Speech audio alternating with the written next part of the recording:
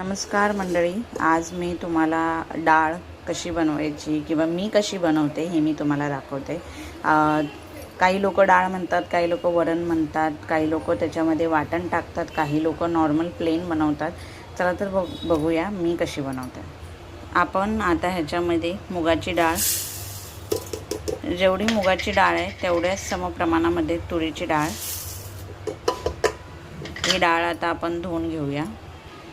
हे बघा, आपण डाळ धुवून घेतली आहे। आता ह्याच्यामध्ये थोडासा टोमॅटो मी टाकते आहे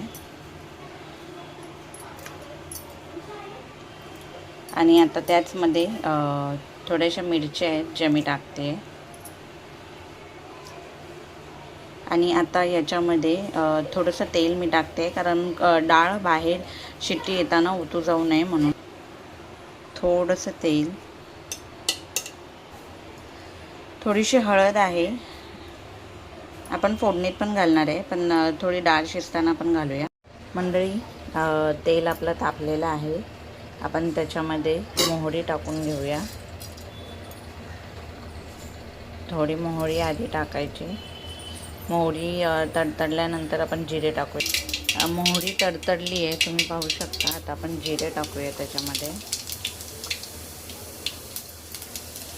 चवीनुसार थोडं मीठ, थोडीशी हळद आणि लसूण टाकूया। हे सगळं पटपटच करायचं आपल्याला, आपली फोडणी जळून द्यायची नाही आहे। त्याच्यामध्ये कोथिंबीर पण टाकून घेऊया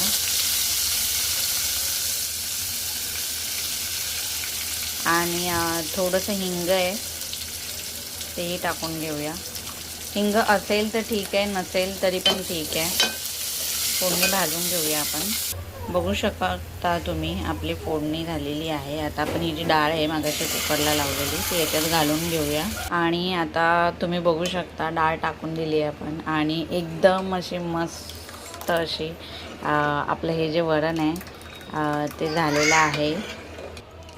तुम्ही बघू शकता, तुमच्या अंदाजाने तुम्ही पाणी टाकू शकता, तुमच्या अंदाजाने तुम्ही डाळही घेऊ शकता, प्रमाण कमी जास्त करू शकता।